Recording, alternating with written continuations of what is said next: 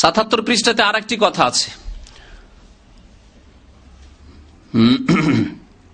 কুতুবে আলম সাহেবের খেদমতে কেহ বলিলেন, কুতুবে আলম ইনি সাধারণত ইসাক সাহেব রশিদ আহমদ গাঙ্গুহিকে বলে থাকেন।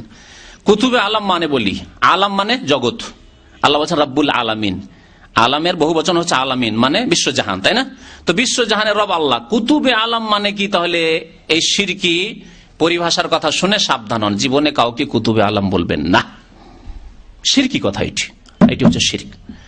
আলম মানে হচ্ছে জগৎ, পৃথিবী, আর কুতুব মানে হচ্ছে, গতদিনে হয়তো বলেছি, কুতুব মানে হচ্ছে আপনার যে চাকি আছে যাতে আটা পিষে মহিলারা, চাকি, আর চাকির ভিতরে যে কি বলে ওটাকে, আশালি, খোঁটা, যে খোঁটা আছে, এই খোঁটাটাকে বলা হয় কুতুব। এই খোঁটাটা ধরে আছে কিন্তু ওই চাকিকে, যদি খোঁটা ভেঙে যায় চাকিটা কাত হয়ে ধীরে ধীরে গিয়ে নিচে পড়ে যাবে, আটা তো আপনার বের হবে না, নিচে পড়ে যাবে। তার মানে আপনার যে সিস্টেমটা আছে যা, তার সব কি হয়ে যাবে, লন্ড পন্ড হয়ে যাবে, বুঝতে পারলেন? আর কুতুবে আলম মানে বিশ্বজাহানের কুতুব, অর্থাৎ এমন এক ব্যক্তি আল্লাহর ওলি যিনি বিশ্বজাহানকে, আসমান জমিন, আরশ কুরসি, পাহাড় পর্বত, নদী নালা, সমুদ্র, এই সবকে ধরে রয়েছেন, সবকে ধরে রয়েছেন। তিনি যদি না থাকেন তাহলে পৃথিবী লন্ড পন্ড হয়ে যাবে, আসমান জমিন ভেঙে পড়ে যাবে, পাহাড় পর্বত ধ্বংস হয়ে যাবে, আর সমুদ্রের পানি, বঙ্গোপসাগরের পানি এসে বাংলাদেশ ডুবিয়ে দেবে। এই কুতুবে আলম পৃথিবীকে ধরে রয়েছেন। এই শিরকি পরিভাষা। গরিব নামাজ ওই রকম, খাজা মঈনুদ্দিন চিশতিকে গরিব নামাজ বলে। গরিব নামাজ মানে গরিবের দাতা, গরিবকে যে দান করে। কে দান করে গরিবকে? আল্লাহ দানকারী। আর আপনি বলবেন মানুষকে গরিবের দাতা, শিরক। গৌসুল আজম কাকে বলে এরা? আব্দুল কাদের জিলানীকে, মহান উদ্ধারকারী। আপনার মহান উদ্ধারকারী কে? আপনি যদি এখনই সাঁতার না জানেন আর যদি নদীতে নৌকায় চেপেছেন আর ডুবে যান, তাহলে কে উদ্ধার করতে পারে আপনাকে? যেখানে আপনার মা নেই, বাবা নেই, আত্মীয় নেই, স্বজন নেই, কোন মানুষ নেই, কে উদ্ধার করতে পারে? আব্দুল কাদের জিলানী।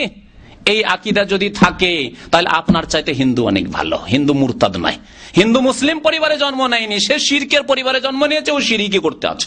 কিন্তু আপনি মুসলিম পরিবারে জন্ম নিয়ে হতভাগা, আপনার নাম মুরতাদ, ইসলাম বিমুখ, আপনি মুসলমান নন। এই কুতুবে আলম হচ্ছে এইরকম শিরকি কথা। জি,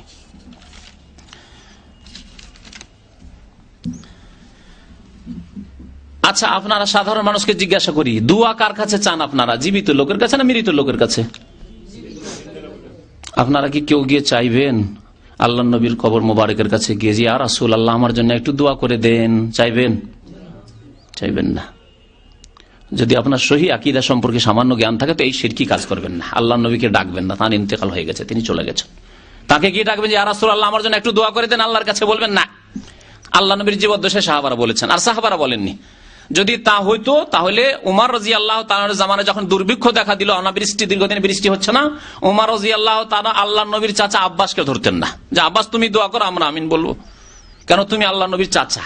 সরাসরি গিয়ে বলতেন আল্লাহ নবীর কবর কাছে, ইয়া রাসূলুল্লাহ দয়া করুন, একটু দোয়া করুন, কারণ আমরা অনাবৃষ্টিতে ভুগছি, দুর্ভিক্ষ, খেতে পাচ্ছে না, লোকজন মারা যাচ্ছে। একথা বলেছেন?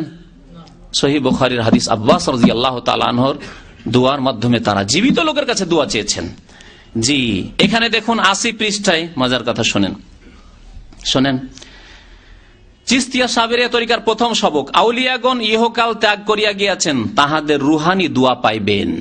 তাহাদের রুহানি দোয়া পাইবেন মানে এই চিশতিয়া সাবেরিয়া চরমনাই তরিকা ধরলে আউলিয়াগণ যদিও দুনিয়া থেকে চলে গেছেন, তবু তাদের কি পাবেন?